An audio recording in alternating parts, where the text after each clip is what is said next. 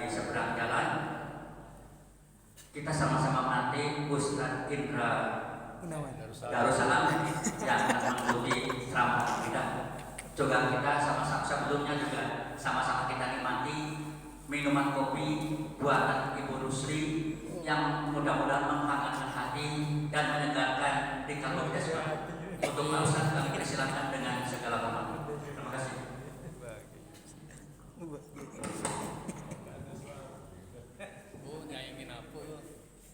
Cepatlah. Ini bu cepatlah. Goga kopi dari Ustaz. Kopi itu ya. Nasional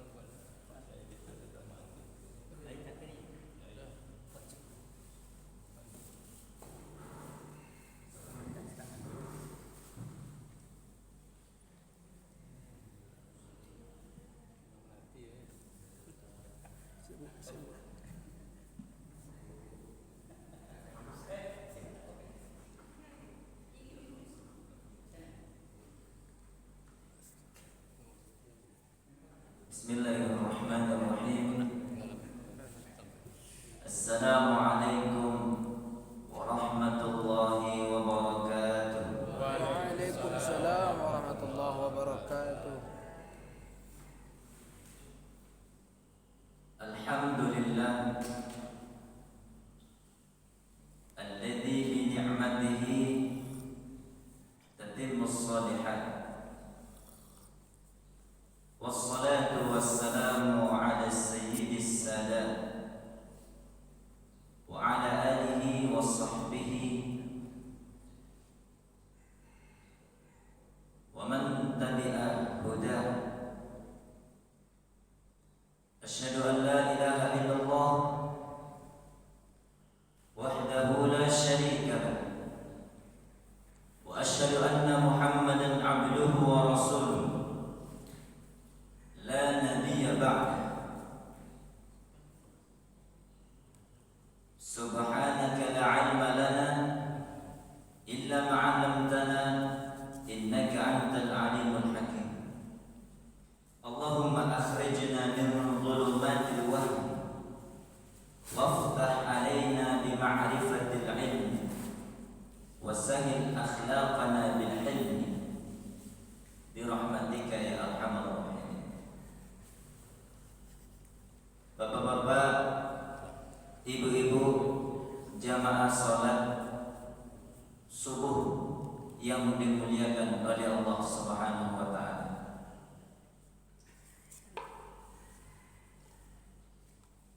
Yang pertama, mari kita bersyukur kepada Allah dengan mengucap alhamdulillahi rabbil alamin. Berselawat kepada Nabi, Allahumma salli ala Sayyidina Muhammad wa ala ali Sayyidina Muhammad. Sebelumnya saya mohon maaf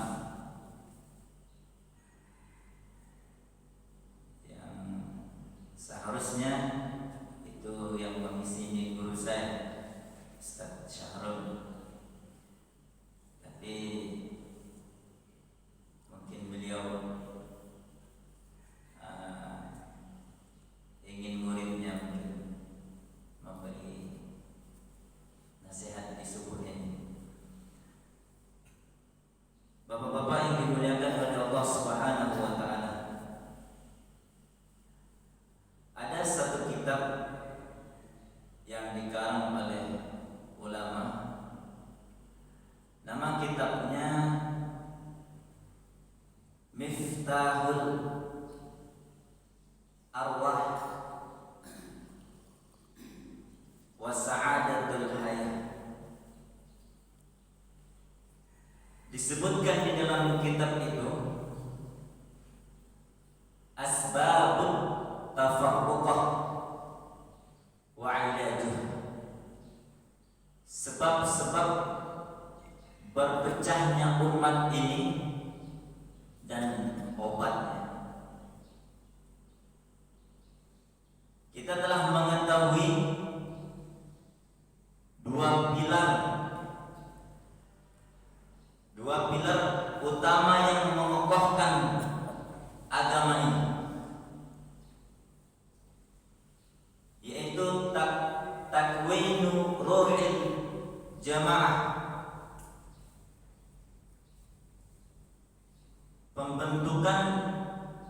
semangat persatuan. Dua pilar itu ialah al-i'tisamu bihablillah wa ta'liful qulub. Jadi ingin membentuk ruh jamaah ini ada dua kunci. Yang pertama al-i'tisamu bihablillah wa ta'liful qulub. Berpegang teguh dengan tali Allah, agama Allah. Dan yang kedua, pertautan hati di antara kita.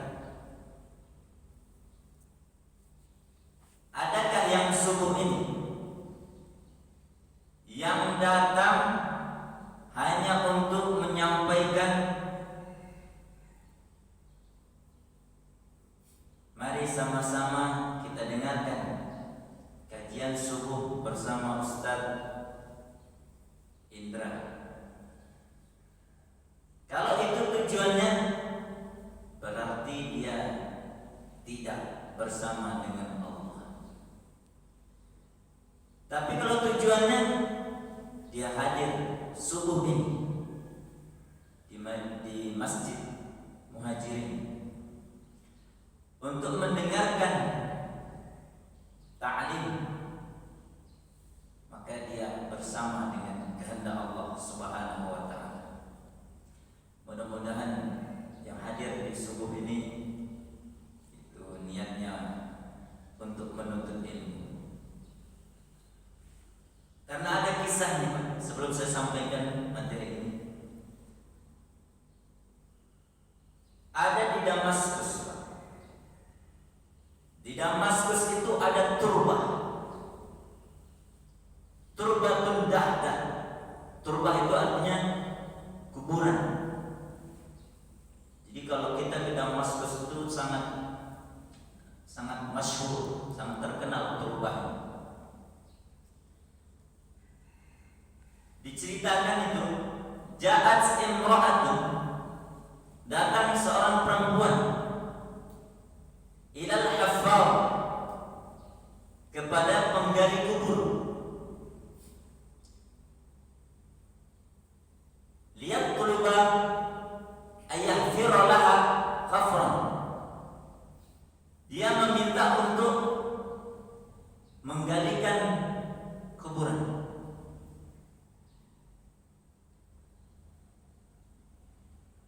Tak lama dari itu, ja'at al-janazah, datanglah jenazah. Fasallam al-janazah, kemudian diambil, diterimanya jenazah itu. Fawaqa'a, kemudian diletakkan di liang lahat. Ketika Hafar ini, menggali kubur ini, ingin meletakkan jenazah ini ke dalam liang lahat, fafataha turbah min riyadil jannah. Kuburannya itu terbuka seperti taman surga.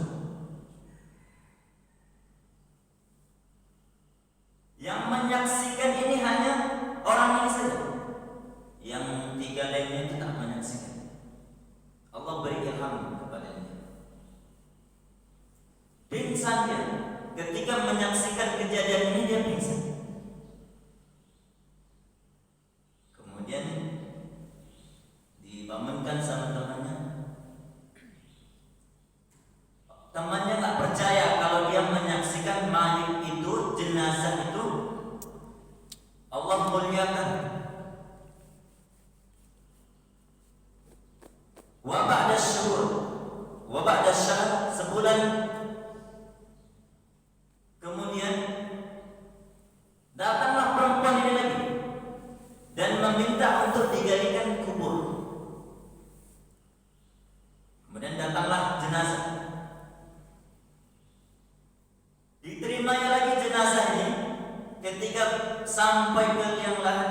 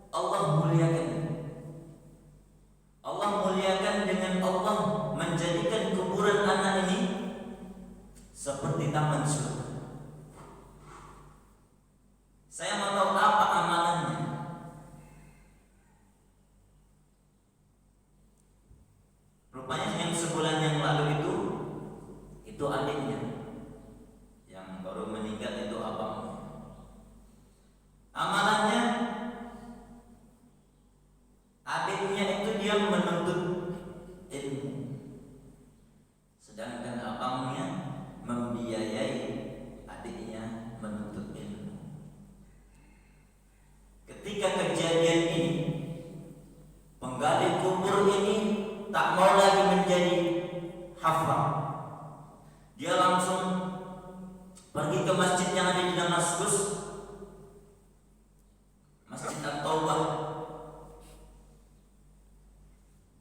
sampai dia menjadi ulama besar, namanya Syekh Abdurrahman Al-Haffar. Jadi kalau bapak-bapak dan ibu-ibu ada niat untuk menuntut ilmu, insyaallah nanti meninggal dunia Allah jadikan kuburannya min riyadil jannah, dari taman-taman surga. Bapak-bapak ibu-ibu yang dimuliakan oleh Allah Subhanahu wa taala. Jadi dua kunci untuk menjadikan jamaah ini kuat. Yang pertama adalah i'tisamu, berpegang teguh dengan tali Allah, dengan agama Allah. Dan yang kedua ta'riful qulub, kita beri tarbiyah hati kita. Kita satukan hati di antara kita. Jangan ada dengki, hasad, iri hati, busuk hati.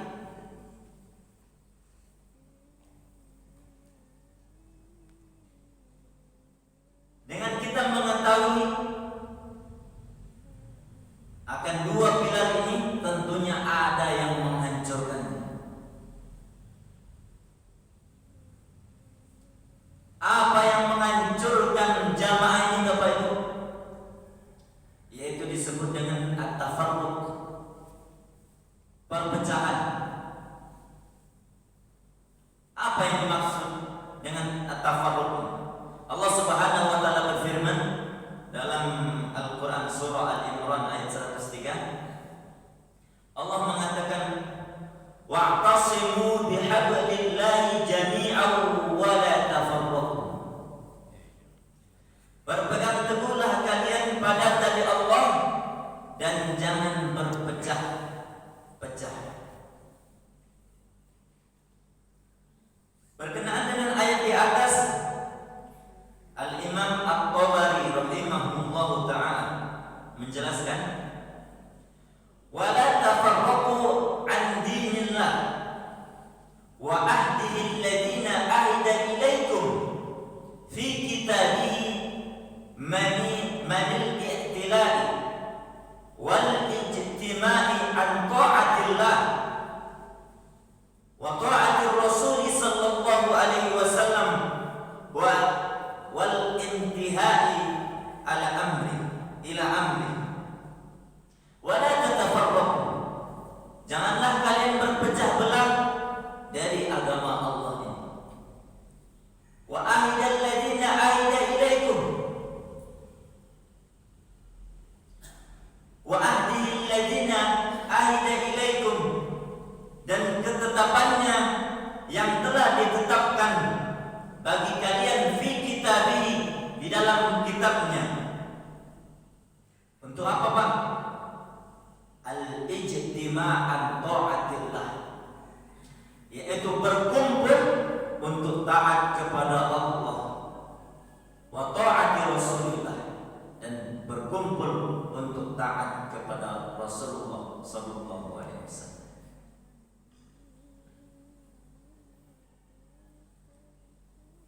Dan kata Imam Al-Qurtubi rahimahullah, kata beliau wala tatafarraqu mutabi'ina lil hawa wal a'radil mukhtalifah, dan janganlah kalian berpecah belah karena mengikuti nafsu dan arah tujuan yang berbeda-beda. Inilah yang menyebabkan kita berpecah belah, karena kita mengikuti nafsu.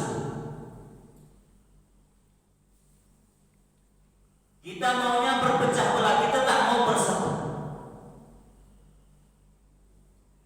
Makanya umat ini nggak mau jadi satu. Coba kalau umat ini bersatu, diberikan tarbiyah, pendidikan, insyaallah Islam, akan peradaban Islam akan muncul. Bapak-bapak yang dimuliakan oleh Allah Subhanahu wa taala. Sebab-sebab tafarruq itu ialah dari penjelasan yang di atas tadi, maka dapat kita ambil 5 pelajaran. Sebab-sebab perpecahan itu, yang pertama, naqdul mitsaq, melanggar janji. Dulu Pak, janji kita kepada Allah itu apa? Allah mengatakan di dalam Al-Quran surah Al-Baqarah ayat 27, Allah mengatakan alladzina yanquduna ahdallah min ba'di mitsaqih, orang-orang yang yang melanggar janjinya kepada Allah setelah mereka mengambil janji. Dulu janji kita kepada Allah, bukankah saya Tuhan kalian? Iya ya Allah, kita berjanji agar kita beribadah kepada Allah Subhanahu wa taala. Tapi kalau kita janji ini kita langgar, akan pecah Pak umat ini Pak. Kalau kita langgar sholat kita, kan sholat ini janji kita Pak. Kalau kita langgar, timbullah perpecahan umat ini Pak.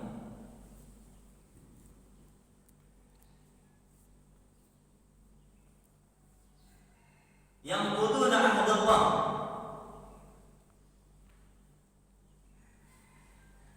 perjanjian ini perjanjian dengan Rabb, dengan Tuhan, dan dengan manusia. Ada nggak sebagian dari kita yang diambil janji? Ada, untuk menjalankan amanah, tanggung jawab, tapi dia melanggar. Terjadilah Pak perpecahan. Yang diangkat menjadi kepala desa, menjadi bupati, kepala bidang, tapi ketika dia melanggar janjinya, kan dia disumpah dengan Al-Quran untuk menjalankan amanah ini, tapi dia melanggarnya Pak, tafarruq, maka timbullah perpecahan.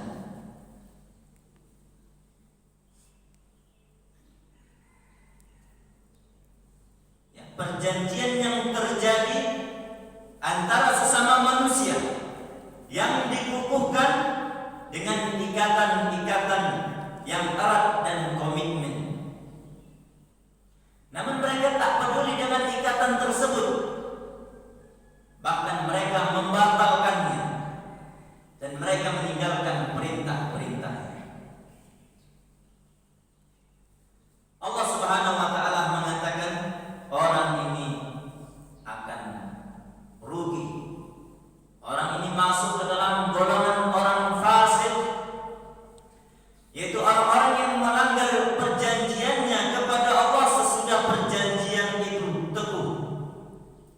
Wa yaqta'una ma amara Allah, dan memutuskan apa yang diperintahkan oleh Allah kepada mereka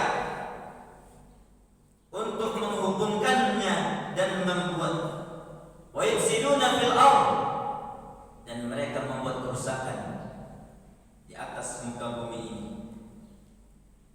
Ulaika humul khasirun, mereka lah orang-orang yang rugi. Jadi Pak, kalau kita melanggar, kita rugi Pak. Rugi dunia akhirat, rugi. Sebab tafarruq yang kedua, sebelum itu, keluarnya manusia dari ketaatan kepada Allah dan Rasulnya, kemudian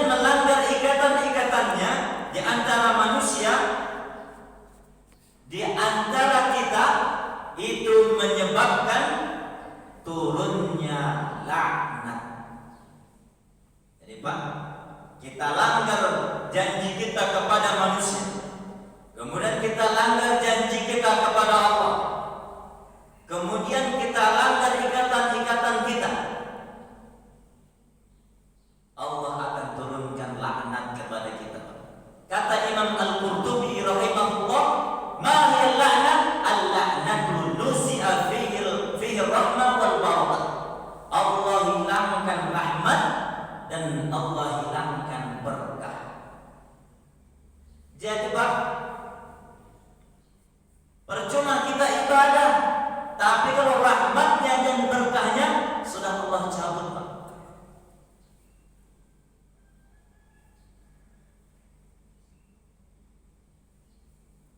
Maka sesuai dengan firman Allah Subhanahu wa taala, awalnya sama, akhirnya berbeda Pak. Alladzina yanquduna 'ahdallahi min ba'di mitsaqih wa yaqta'una ma amara Allahu bihi an yusala wa yufsiduna fil ardh. Sama awalnya. Ulaika 'alaihim la'natullah. Bagi mereka laknat dari Allah. Jadi kalau tetap kita melanggar janji kita Pak, masih kita mempermainkan sholat kita mempermainkan janji kita yang telah diamanahkan oleh masyarakat kepada kita, dapat laknat. Sebab tafarruq yang ketiga, yang kedua ialah qaswatul qalbi, kerasnya hati kita Pak. Karena kita sering melanggar janji kita kepada Allah. Disebabkan kita sering melanggar janji kita kepada Allah, datanglah qaswatul qalbi, kerasnya hati kita Pak. Tak dapat lagi menampung kebaikan-kebaikan, tak lagi mampu memahami dan menerima kebaikan. Tak ada satu pun nasihat yang dapat masuk ke dalam hati kita Pak. Karena hati kita sudah keras. Kata Imam Ibnu Athaillah As-Sakandari dalam kitabnya Al-Hikam, min alamati mautil qalbi, tanda-tanda matinya hati seorang hamba, adamul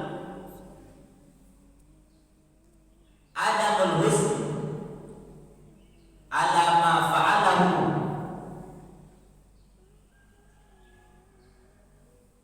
tidak ada kesedihan ala ma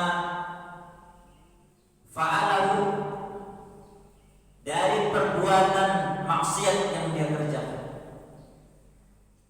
Meninggalkan sholat maksiat enggak Pak? Maksiat. Tapi dia biasa saja dan tidak ada kesedihan. Inilah tanda matinya hati Pak. Qaswa, hati kita keras. Berzikir pun hati itu tak mau lembut. Hanya zikirnya sampai ke kerongkongan, tidak sampai ke dalam hati kita. Hati kita tak terbuka menerima ayat-ayat Allah. Ya, sudah disampaikan, tapi melanggar juga. Kita dahulukan akal kita nih. Di saat kita dalam perjalanan, sebenarnya kita bisa sholat, tapi kita mengedepankan akal kita dan nafsu kita. Memang dalam perjalanan ada rukhsah untuk menjamak, mengqasar.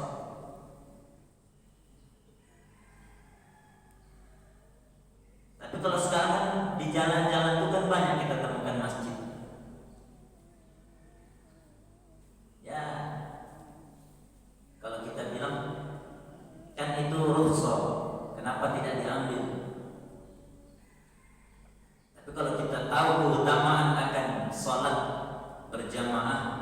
tepat waktu, insya Allah kita akan pilih itu, Pak. Bapak-bapak yang dimuliakan oleh Allah Subhanahu wa taala. Setelah hati kita keras, tadi melanggar janji. Kita langgar janji kita, hati kita keras. Setelah hati kita keras, datanglah sebab tafarruq yang ketiga, yaitu at-ta'allubu bil minhaj, mempermainkan agama. Mempermainkan agama. Dia bermain-main dengan ayat-ayat Allah, mengubah maknanya dengan ta'wil-ta'wil yang sesat. Ya. Dia permainkan agama ini karena hatinya udah keras.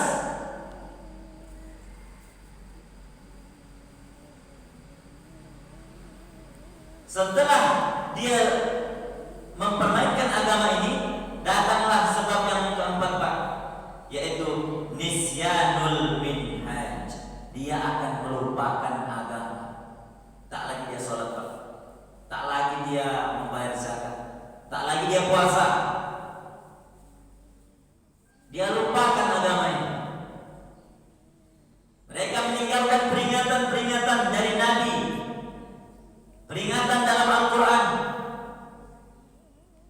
Wa man a'rada an dzikri fa inna lahu ma'isyatan dhanka wa nahsyuruhu yawmal qiyamati a'ma. Siapa yang berpaling dari peringatanku, dari Al-Quran, maka baginya ma'isyatan dhanka, kehidupan yang sempit, dan kelak nanti di hari kiamat wa nahsyuruhu yaumal qiyamati a'ma, dibangkitkan di hari kiamat nanti, Pak, dalam keadaan buta. Di dunia, Pak, Ibu, kita buta masih ada yang menolong kita. Masih ada tetangga kita, saudara kita, ayah kita, ibu kita. Tapi kalau nanti di akhirat, siapa yang mau menolong kita? Yauma yafirul mar'u min akhihi. Semuanya akan berlari, mempertanggungjawabkan semuanya masing-masing.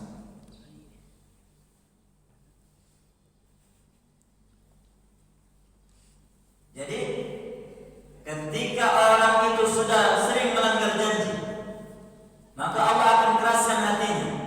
Allah akan menjadikan dia mempermainkan agamanya.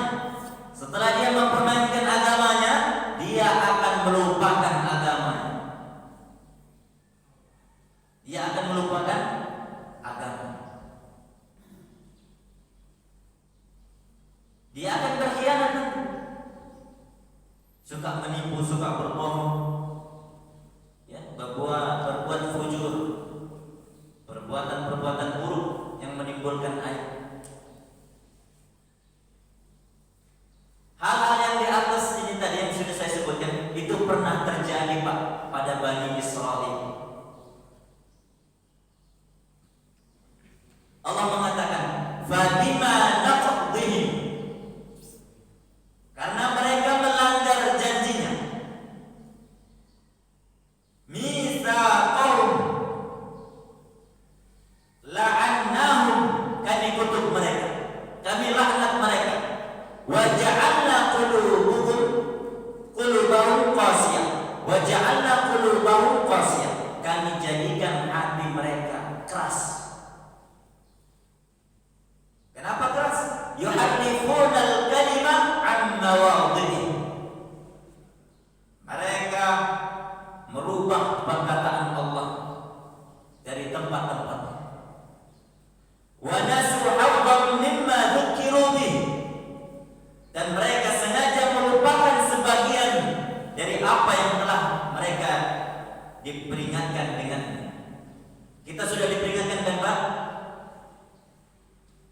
Kita diperingatkan.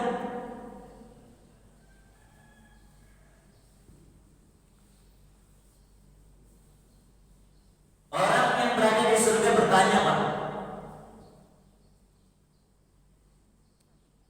Bertanya tentang anil mujrim, tentang orang yang berdosa. Ma salakakum fi saqar? Apa yang membuatmu masuk ke dalam neraka saqar? Qalu lam naku minal musallin. Kami dulu di dunia tidak sholat. Kita lupakan peringatan.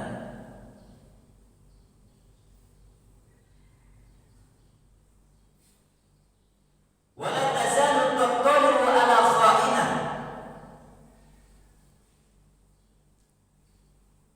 Dan kamu Muhammad senantiasa akan melihat khianat dari mereka, illa qalilan minhum, kecuali sedikit di antara mereka.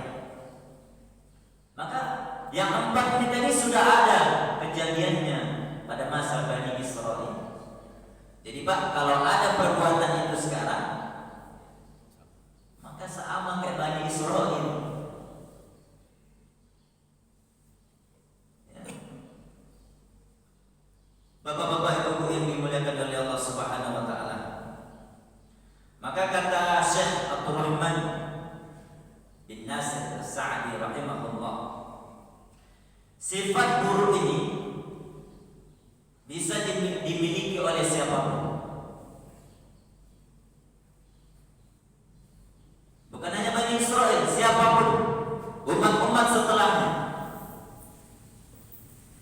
Siapapun yang tidak melaksanakan perintah Allah Subhanahu wa taala agar ia menunaikannya,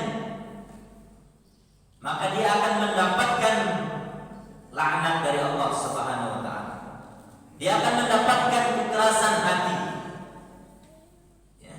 Dia akan ditimpa sikap merubah ucapan Allah, dan dia tidak diberi taufik oleh Allah Subhanahu wa taala.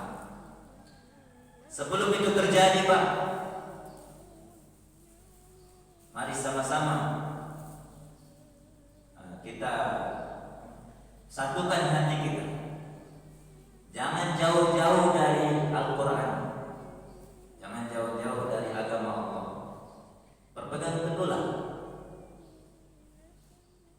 Maka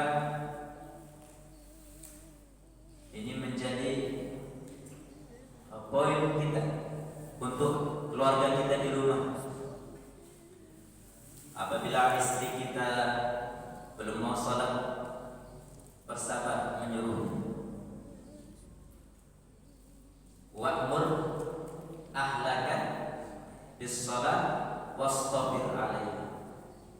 Suruh keluargamu untuk sholat dan bersabarlah dalam menyuruhnya. Sebulan tak mau, 2 bulan, 3 bulan, sampai dia